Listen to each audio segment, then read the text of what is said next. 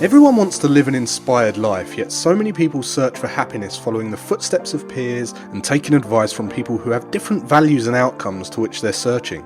There are people born into wealth, graduated from the best universities in the world, and there are people who have none of that and yet are living extraordinary lives full of fulfillment and reward. The purpose of this podcast is to share insights and strategies that allow you to question the status quo and think freely, so you can design your life and be who you want to be. We get one life. Time is our most valuable asset. I believe that when we're free and able to focus on meaningful work, we become better human beings. This is Always Free, and I'm your host, Jason Graystone.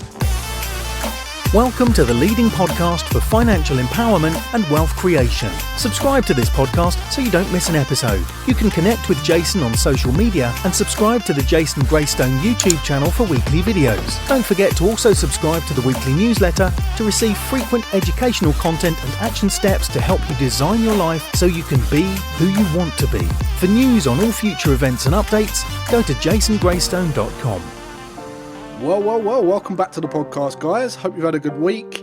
It's been a beautiful week weather-wise in the UK, so I've been enjoying every minute of it, making the most of the garden and the pool and all that kind of stuff, and it's been really nice. So if you're listening to this podcast for the first time ever, you are in the best place for financial education, financial empowerment, and wealth creation. And the basis of this podcast is to basically empower you around money so that you can get control, grow wealth, build wealth, become financially independent and financially free. So great place to be if that's what you're looking for. And if you're just listening to it for the first time, just give it a little tick, give the little like button a tickle, or the rating, and please leave a review if you're listening to this on iTunes.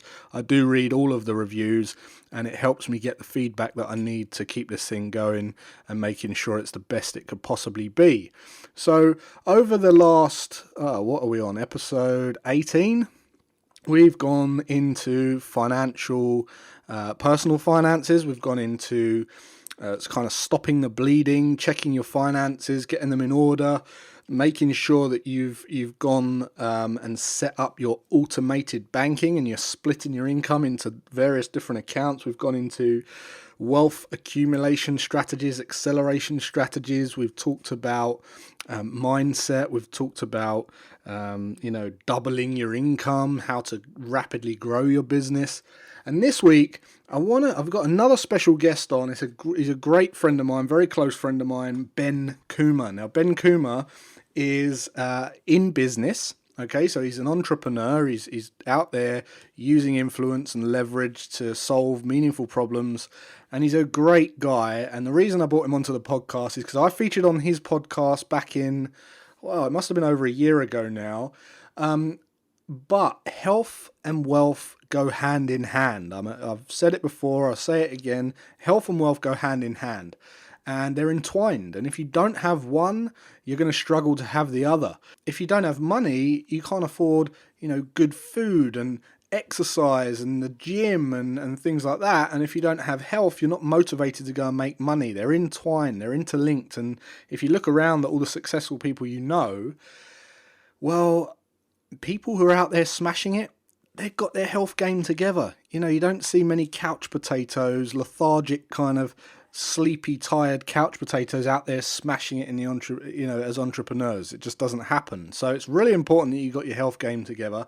And today I caught up with Ben in London, and I'm gonna share with you the conversation. We're gonna go through mindset. You're gonna see how the principles apply to money as they do fitness. And we're also going to go into business, your self-worth, your discipline, and how you can monetize. If fitness is your discipline and you're good at fitness, how you can monetize that. Ben's an owner of 3 businesses now. He's built wildly successful businesses. He's one of the most highly downloaded podcasts in the health and fitness industry, which is really, really noisy marketplace.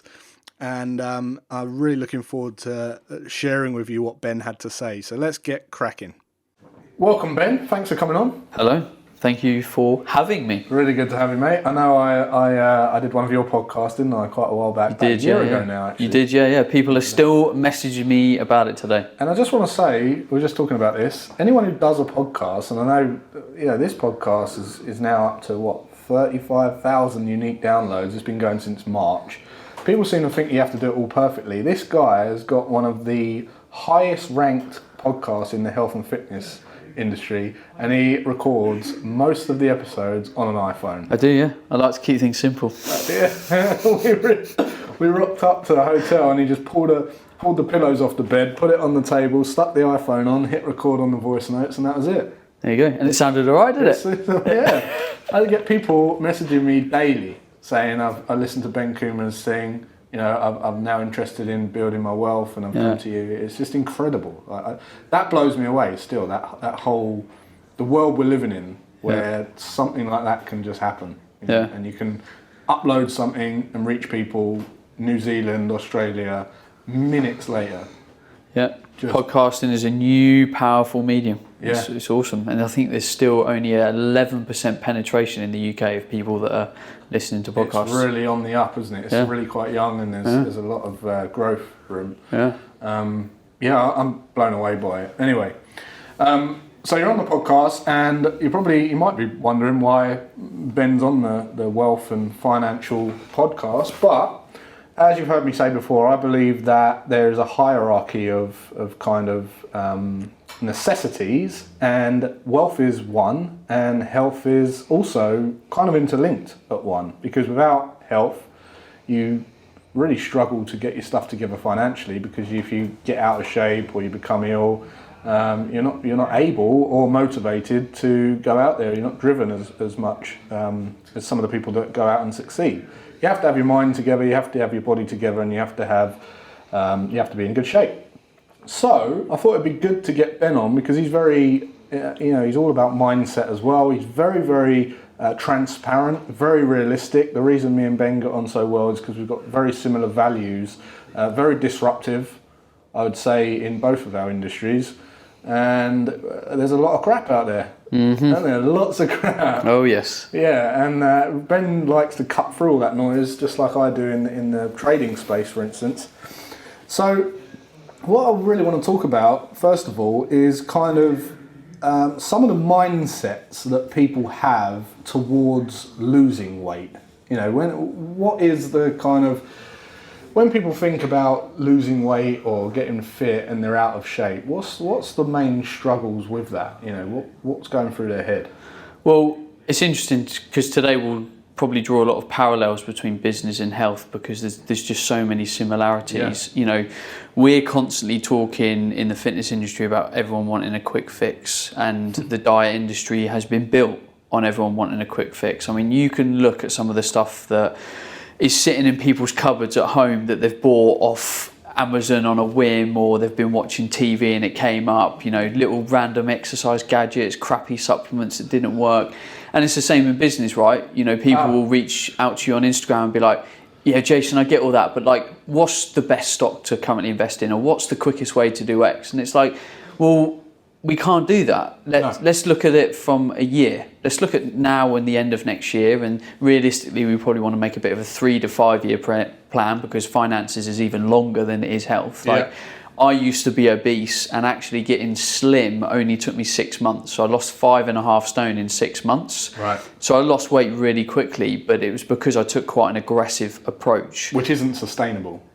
No, it's not sustainable. The good thing was I was young. So I had the energy to do it, I had the time to do it, I had the motivation to do it, because I wanted to look good, I wanted to be successful in my career. That was my key primary driver, it was actually success.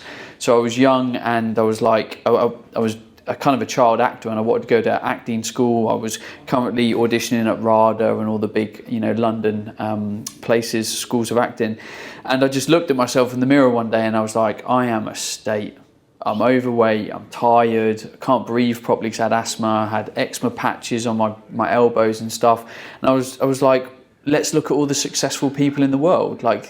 Not many of them are, pretty overweight, pretty tired, pretty unhealthy, like they look after themselves. Like they've got good skin, good hair, they're glowing, they've got energy. And I just woke up that one day and I was like, to be successful, I have to get in shape. And I just thought it was my gateway, and it was my gateway. It was my gateway to success, because when I became slimmer, you know, more athletic, fitter, I became more confident. I had more self-belief. You know, I had energy to get up at 5 o'clock in the morning and go and do a run before I started my work day. Like all of those things fed into my career potential. And that's why I love talking about health, you know, to business owners, for people in work environments, because I'm like, you will be better at all of this stuff if you do this stuff, I promise you. And I think that's now why, especially in London, there is a wellness revolution. Like everywhere is aware of it. You know, we've got free bean bags and water and all sorts in offices now. Like people are giving people time off to go and do a, you know, a Zumba class, a yoga class, a soul cycle at lunchtime. Like all of that is now the new business. Absolutely. And for me, that's cool, man. That's why I think it's interlinked. I think it does. It enhances your performance as a business owner, which in turn enhances your income and all the rest of it. If you feel vibrant and energetic, and you got your stuff together. You mentioned about quick wins and people buying gimmicky stuff. You know, that does happen. And you know, the amount of times that people just ask me if I can recommend a book, or it doesn't necessarily mean they're going to read the book or take the course or whatever. They just stick it on the shelf and they don't really bother with it. But when it comes down to it, you know, money, I've said before, growing wealth is really just about spending less than you earn and investing wisely. And with fitness, it's about burning more calories than you consume if you're losing weight and investing in yourself. Yet it's still, money and wealth are two of the most popular searched phrases online, or words online. And it's a, you know, multi-billion dollar industry, fitness and financial services. So why is that? You know, why are people doing that? Well, I think it's a way to live your best life. It's as simple as that. If you've got your health, you can do cool stuff, you're energized. People also want to be of a healthy weight. You know, they want to look good, feel good. But to enjoy life, you've also got to have wealth. So if you ain't got any money in the bank, then you're not going on a holiday, you're not going skydiving, you're not going bungee jumping, you're not going out for nice dinners, all of that stuff. So for a lot of people, that is the gateway to a better life. And, you know, one of my mottos is, or my main motto is, live an awesome life. Now, I'm here to help you live an awesome life. And my gateway is through nutrition, training, talking about the mindset. And for you, it's talking about money. Like, let's create freedom, let's create flexibility, let's create opportunity. If the principles are so simple, why are people searching for the quick fix? You know, why are they doing that? There is a lot of reasons. The human brain will naturally take the shortest path, the path of least resistance. So if I was sat here and we were 1,000,000 years ago and the elder went, the fruit on that tree is lovely and the fruit's 10 feet away, and he goes, but I've tasted the fruit on that tree and it's 100 yards away, the human 9 times out of 10 will go, well, that fruit will do. That's enough. It's sustenance. It will do. So we have to boycott that. We have to work out, and we have to have enough motivation, desire, outcome-based goals to say, no, I'm not going to take the shortcut. I am going to go for a run today. So I'm tired. It is raining outside. I don't really feel like it, but I'm going to go for a run today because I'm looking beyond my initial emotion. And that's the problem. Everyone gets caught up in their initial emotion of like, I'm tired, I'm hungry, I'm this. It's like, that doesn't really matter. Like, your body doesn't really care about that. But at the end of the week, you're going to be complaining that you're still tired, you're still overweight, or you're still poor, or you've still got no time. So it's about really planning. And it's so hard to talk about like planning and goals to people because it sounds like the most boring topic in the world. You need to plan better. The reality is everyone does. People are not planning their money effectively. They're not planning when they're going to go for a run, when they're going to go to a gym, what food they're going to buy at the supermarket. Well, you now have to be happy with a crappy outcome. But you have the power to change it. If you sit down, literally get a piece of A4 paper and a pen and write down a plan.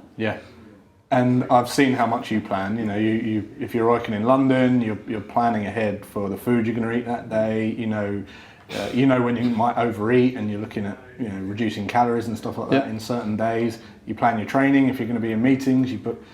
And it's all about planning. It's the same with the stuff that I teach. I think there's a big difference between goal setting and goal planning. And planning is the key. Planning's the key, because whatever we plan, we achieve. And it's as simple as that. If you plan to go on a holiday, I'm going on holiday next week, you've planned it, and I'll go, and it'll be a success, and I'll get home, and it happens. You plan a barbecue, you have the barbecue, it happens. But people don't spend the same amount of time planning a holiday as they do planning their fitness and weight loss, and consistent weight loss and fitness. So you mentioned about, Do you know what's funny about that, just to bring up a point, and I've only really just realised this, is people plan, or probably spend the most time planning escapism. Like they spend a lot of time in investing in getting away from it. Like they'll spend all the time in the world organising who they're going to go out for drinks with on a Friday night. But they won't spend any time organising what their fitness is going to look like next week. And the problem is we get caught in these ruts. We get in the rut of tired, frustrated, all the rest of it. That's kind of a procrastination tactic, though, isn't it? When you're avoiding what you should be doing most. And the issue is culturally, most people are doing that. So it's really hard to break away from it. If everyone's going to go out and the meal that they want to have is pizza, and you're like, oh my god, I don't want to go out for pizza. That is one of the worst diet foods ever. You're really going to struggle, because your environment is constantly working against you. There's peer pressure, and it takes confidence over time to do a lot of the stuff that we're talking about. It takes confidence. It takes courage as well. Courage. To do some of the stuff that you recommend. You've got to go and have a sit down with your wife, and say, right, we need to sort our money out. We need to think differently. Well, my dad wouldn't recommend doing that. And we should probably do this. And it's it takes courage to even start.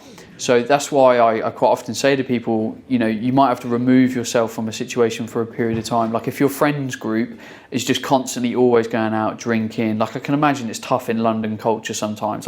It's all about going out, socialising, entertaining, networking. That's not always conducive to being healthy. No. So you've got to learn how to manage that. I'm not saying maybe completely remove yourself, but maybe you only want 1 or 2 exposures of that a week, because otherwise you're really going to be off track. And you've got a plan for that as well, haven't you? Exactly. You've just got to say, right, I'm going to have this plan to avoid that situation. Yeah. Exactly. It's the same. When I talk about that, it's the same with money. It's exactly the same. It takes courage, because you have to not buy the latest gadget, or not buy the latest car just to keep up with people. And if you really, really want to achieve financial independence in the most efficient space of time, which is what most people want to do when they lose weight, it takes a lot of courage. You have to go against the grain of what most people are telling you and do the complete opposite. Because, as you say, it's ingrained in everyone. The wrong side of it is the masses. So when you was talking about pushing beyond that and really getting outside your comfort zone, when I coach people on money, and some of my private clients, I have this thing called a financial thermostat, and I've spoke about it in the podcast before. In fact, you just said get away from a group of friends. One of my podcasts was talking about how I moved 22 miles away from my friends who wanted to go out all the time when I had to get my money together. But they have this thing called a financial thermostat, and what you find is, if you look at a printout of the activity of their bank account, you'll see that it gets paid, they get paid, and it spikes up, and then it kind of whittles down, then they get paid, and it's almost like a fingerprint that you can predict for most people. And when I look at that fingerprint, I can tell what their financial thermostat is, because there'll be an upper level and a lower level. And when they go below it, they kind of feel a bit scarce and poor.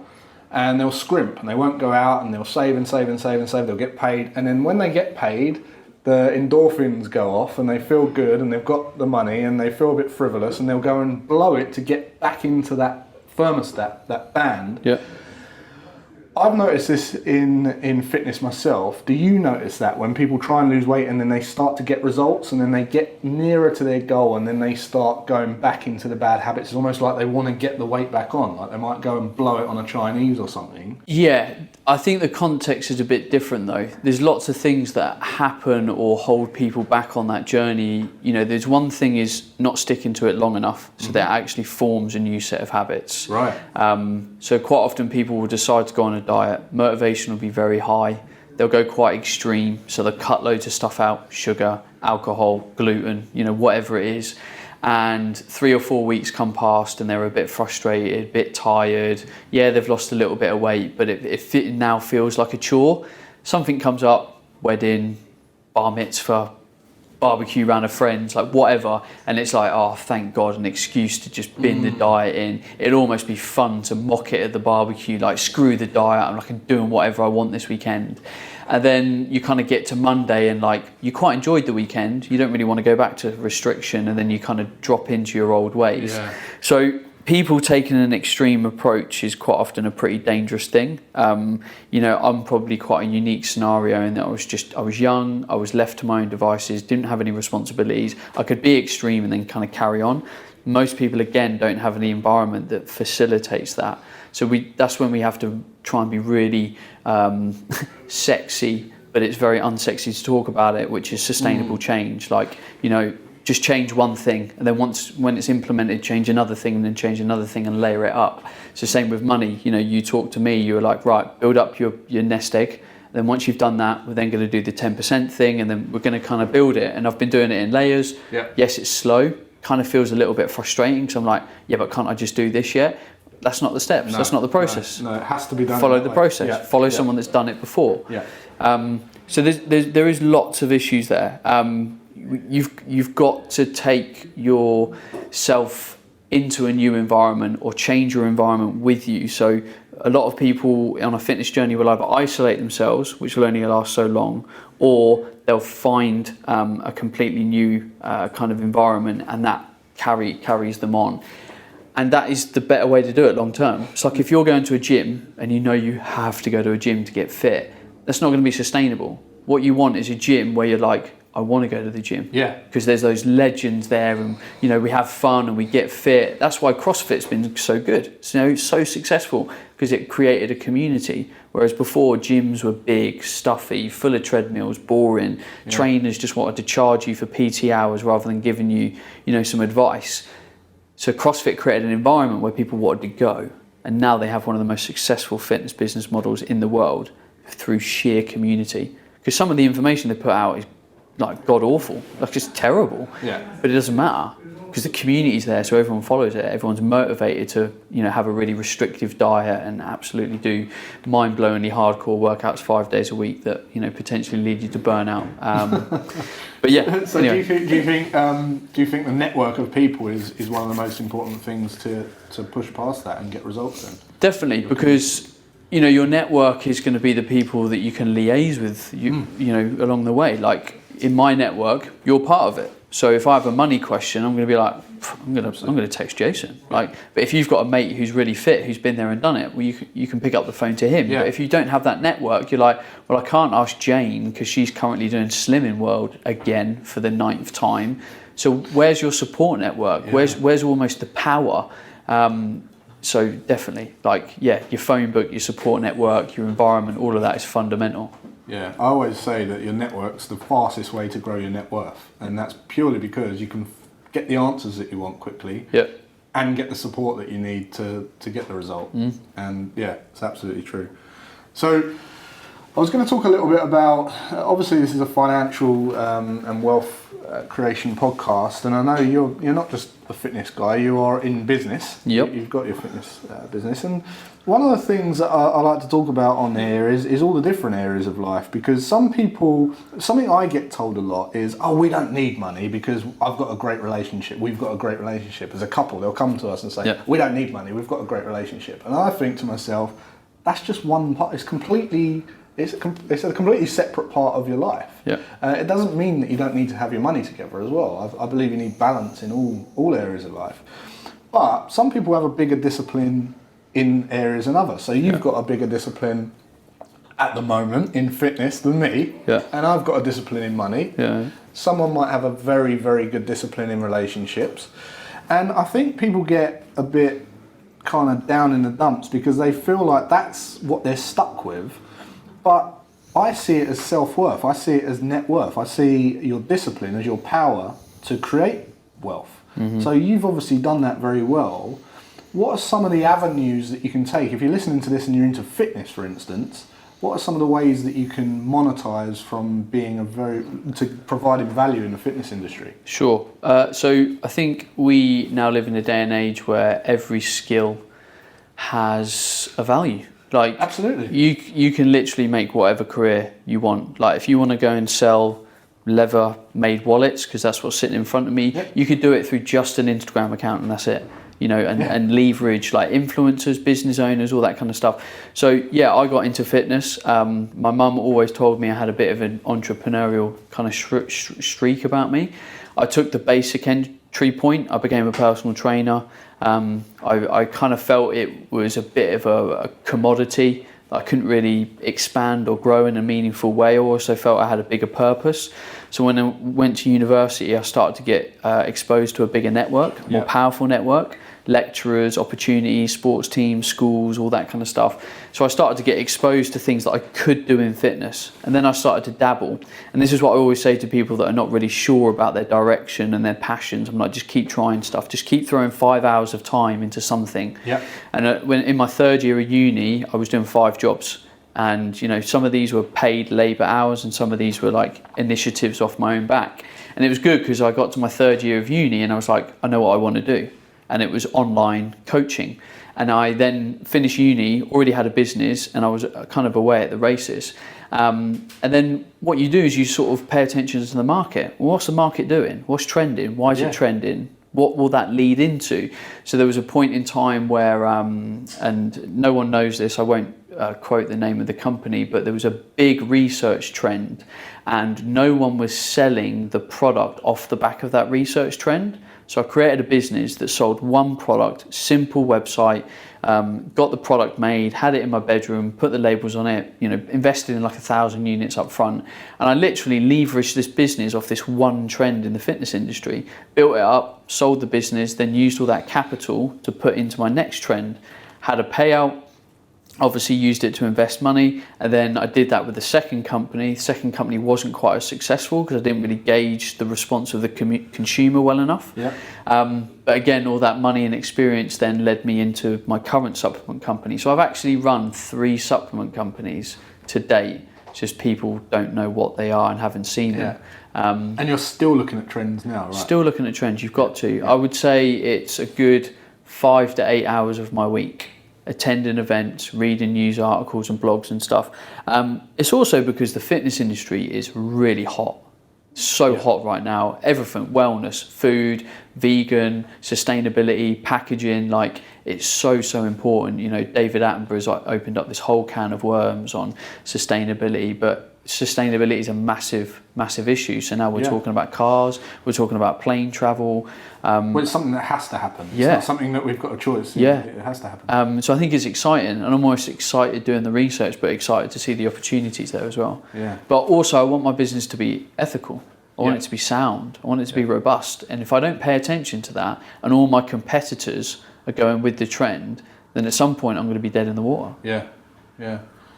So when you talk about market trends, what are some of the kind of niches, I guess, that you could, if you was into fitness and you're listening to this and you, maybe one of the guys here listening wants to start a business, what are some of the niches that you could recommend? So I won't recommend any directly, but I would ask you what you feel the niches are that you know about and the communities that you're aware of. So if you're a really big cross country or like kind of like mountain biker or something, you're into mountain biking, you know that community, you know that across the UK there's 32,000 riders across 48 different clubs from north to south, you know, whatever. And actually, you know, from being in the forums that the cyclists always suffer with X problem. but there's not many business minds in that community. No. People just talk about it. So let's just say, for example, it's chafing. They get really bad chafing on a part of the body, and you could go, well, hang on, I'm going to have a gadget. I understand the market. I've got that exact problem. And then again, you might create a product. It might be niche. So you might only make, let's just say you make a year's salary out of it. Yeah. But then that feeds the creativity, the contacts, the wisdom to then take your next hop, which is what I did with the supplement world. Yeah.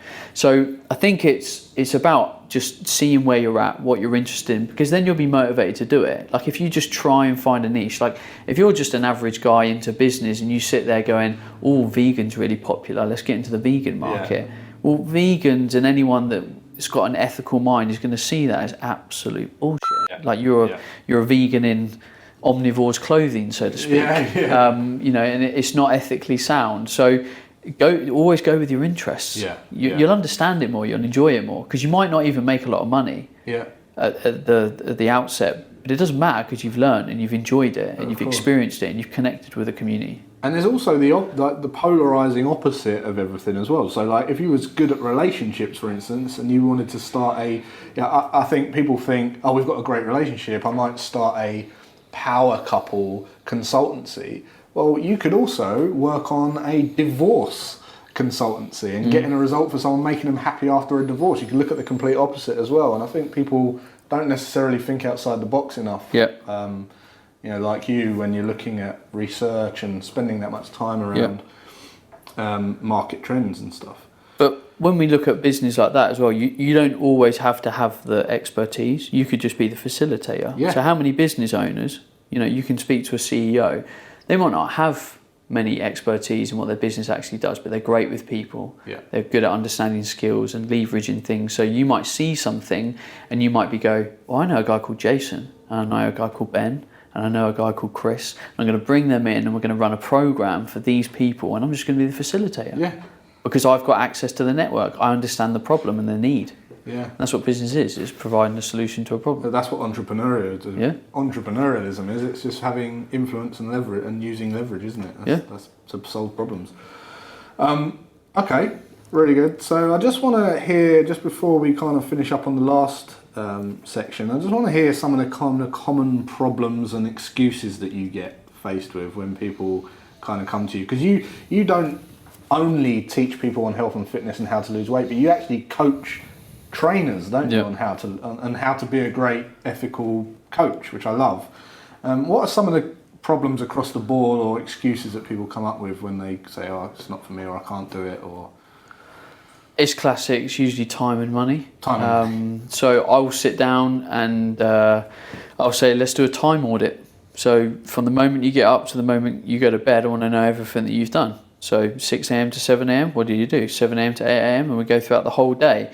And if I see stuff in there that's like, you didn't do anything there, you're unproductive, like, yeah, exactly. I was on YouTube for half an hour. I'm like, now you could have gone for a run in the park. Now you could have gone and, so now it's not a time issue, it's a motivation or an inspiration issue. Yeah. So how are we going to get you motivated to stick to a fitness program? Well, now talk to me about why you would want to do it. Now talk to me about the things that would stop you doing it. So in the past, what are your points of friction? What stops you from completing a fitness session? So all of these things are really, really solvable. It's just the initial barriers that people put in their way. It's usually quite a cultural thing, because everyone does it. I ain't got enough time. I haven't got enough money. Like, oh, I can't do that. And I'm like, you haven't tried. You haven't assessed. And it usually just comes down to everyone's desire. Yeah. Like, everyone's got a desire to be fit and healthy, but many people don't do anything about it. So people's desire to go out on a Friday night and get drunk with their friends is a stronger desire than being fit and healthy on a Monday. Exactly. Yeah. So what's going to change? Maybe how could we do a bit of both? Yeah. So for example, like I love going out and having a drink and having food and all the rest of it. And like anyone, I like the feeling of, being a bit loose and, having a drink and just sort of losing yourself a bit. So I quite often plan it that we go out for drinks before dinner. So I'll meet someone at like 6 o'clock. I'll have like 2 pints, feel a bit giddy, have a laugh, have a joke about with your mates. And then 7:30, I'll eat. And then I'll sober up. So I've kind of had that fun and that drink and all the rest of it, but then I've eaten, I've sobered up, and then the next day I can get up at normal time, 6 o'clock in the morning, whatever, and go about my day. So there are ways to go about all of these things, but you have to put the rules in place. So I am the guy that will go, sorry everyone, I'm going to leave, it's 10:30, I'm going to bed. And they can all stay there if they want till 11:30 at night, but I'm going because I want to feel good the next day. Yeah, that's high on your values. Exactly. So there is a way to balance it all, but you have to plan for it. And that, ladies and gents, is exactly why I believe that money, health and wealth go hand in hand. It's just, it really is. It does come down to... When you said time and money, it's so important to have your money game together because it does free you up of time. It allows you to think more outside the box. Even when you're talking about, you sold the first company, you had a bit of cash to play with, that's when you start seeing more than 5 foot in front of your face, and you feel like you can see things from higher up. Yeah. That's when the opportunities start to come. You're more liquid, you're more nimble, and you don't pass up on opportunities, you see them and you grab them. Yeah. So, really interesting what you said about the highest values. I've spoken about that before. One of my mentors says, if you was to stand up in a room and say, who wants to be financially independent, there was 1,000 people in the room, they would all put their hand up. Whereas if you said, who is financially independent, most of the hands would go down, it'd be about 1% left. Yep. And I guess if you did the same in fitness and you said, who wants a great body, a model's body, everyone, all the hands would go up. And then when you say, who's happy with their body right now, most of the hands will go down, right? Yeah. And it all comes down to what people say isn't necessarily their highest value, and the actions they're taking display that. Yeah. So you might say, I really want a great body, but you're drinking and having a curry. Yeah. What I like to do is I say, write down, like you just said, write down 200 reasons why you want this. Yeah. Why do you want it? Because that's what's going to pull you. And the reason I say 200 is because it's quite hard to do 200. It really forces you to, extract your mind, exhaust your mind onto a piece of paper. And that helps. So the other issue with the numbers game is that people have a certain expectation, perception of the outcome, and then the goalposts are constantly moving as well. So you use the example of 100 people in the room, 99 put their hand down. From a weight loss perspective, most people put their hand down because they're constantly unhappy because they're comparing themselves to everyone else. Yeah. So financially free should mean something different to me than it does to you. Yeah. Just because we have different lives, different values. You've got kids, I don't, which means you just need more money to keep them alive and feed them and stuff. So actually, if we get down to what we need and why we need it, the chances are we will achieve what we want to achieve because the goalposts don't constantly move. And don't get me wrong, there is healthy and unhealthy ways to move the goalposts. If I achieve a goal, I will healthily move my goalposts. I won't do it from a place of like, oh, well now I need this because so-and-so's got that. I'm just like, oh, it'd be actually quite nice to achieve that. It'd be a new healthy goal for me. And that's sometimes the problem with explaining this because there's nothing wrong with changing a goal. It's whether you do it from a place of almost excitement and challenge rather than scarcity and fear. I love that. And I always, because in today's day and age where we're living in this kind of positivity, unrealistic positivity, all the time, positive thinking, all that kind of stuff. There's positive thinking and everything being positive, which is ridiculous. We're never always positive. But one of the things you see bandied about a lot is don't compare yourself to others. Whereas, as you just said, if someone is, it makes sense for 2 couch potatoes eating pizza about to die of heart attack. They've got, they've got diabetes, self-induced through eating a load of crap. Yep. It makes sense for them to compare themselves to someone who's fit and healthy and vibrant. So, be careful when you think about that because it makes sense to compare yourself to others sometimes, and sometimes you can get excited about it. It'll make your life better. Well, we need a blueprint. Yeah, we need something to copy. I have to compare myself to you because you're like, well, this is what I do with my money. This is why I do it. I'm like, cool. Yeah. Well, I'm going to do that, but I'm going to do it 80% how you said it, and 20% my way because it's for me. Yeah, exactly. It's just the level of intensity that someone goes into it, which I think is the problem. And I think it comes from also a place of like self-love and self-value. Like you've got to value your own your own body, your own mind, your own lifestyle, enough to do it for your own reasons and shape it in your own way. Yeah. And that's the funny thing about almost like business and health advice. Like some people, lose their shit when they're like, oh, I told him that, but he kind of did it that way. And I'm like, you should expect that. Yeah. You gave the advice, but he needs to do it in his way. Yeah, everyone will do it in their own way. Yeah. It's just how the human brain is wired. Totally. Because we always want to think that we've got a slightly better way of doing it. Mm-hmm. And I don't get why people get upset with that. No. I'll write a gym program. Someone will follow at 80%. I am not upset. No. Like, because they're going to get 89% of the way there anyway. Yeah. So it doesn't matter. Yeah. Like, it's the same with trading. Some people start going live before you think they're quite ready, but then you have to bleed into the equation their appetite for risk. There might be. For me, I was a business person when I started trading. I wasn't stupid with money, so I knew when I could start trading live, even if someone might have said, "Oh, you should have, you should test the water a little bit more." No, it depends on the person. It depends on how you're okay with that.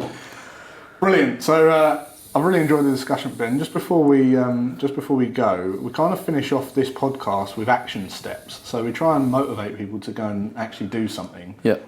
If someone is trying to build their discipline in health and fitness and really trying to work on their health game, what are some of the kind of action steps or quick, I use that term very, very loosely, quick wins, something an action that they can take that moves them forward, or a few little tips that you can give them?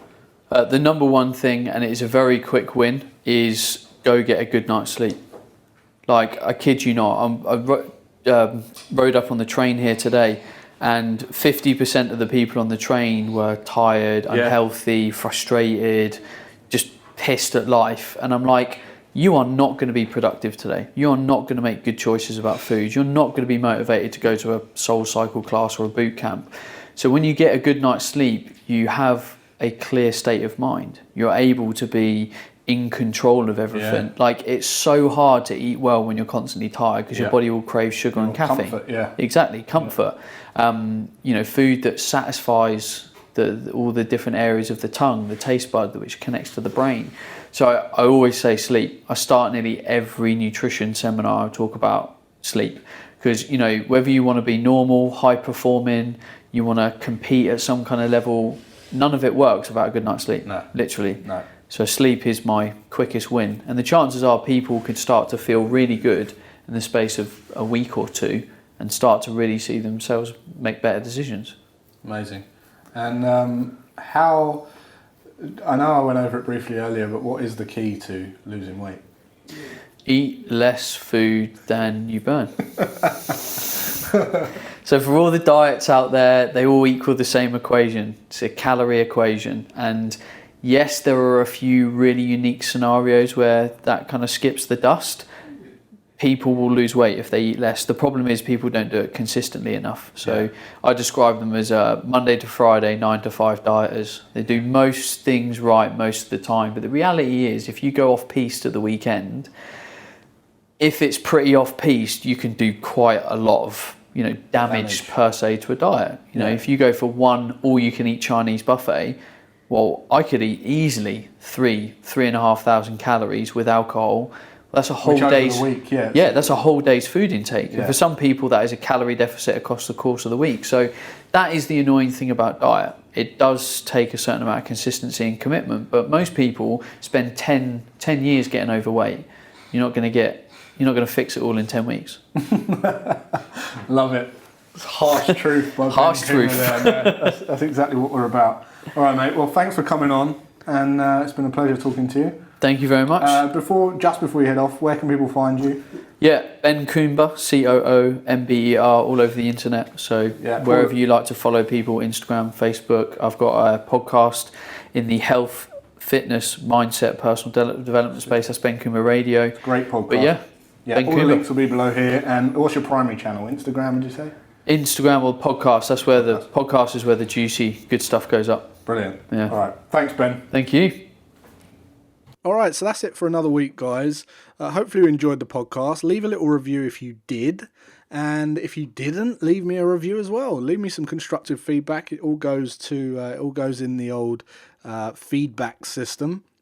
So it's all really important. Now, we're going to be going into investing in a couple of weeks because I keep getting requests on when we're going to talk about investing, and we will, but there's a reason that we've slowly built this on. And as Ben said in the podcast, you have to build upon build upon build. You have to do it in a certain order. And anyone that's been following this podcast from the start has been building a cash buffer. Okay, so there's no point investing until you've built that cash buffer of living expenses, that cash cushion. Otherwise, it's pointless. The whole exercise is pointless. So next week, I'm going to be talking to you about how I believe you build the most efficient and profitable business model on earth, whatever business you're in. And then the week after that, we're going to talk about how you can start investing now you're really cooking on gas with your income, your business income, and you're managing your personal income. So that's it for this week, guys. Have a great rest of your day and enjoy the rest of the weekend, and I'll see you then.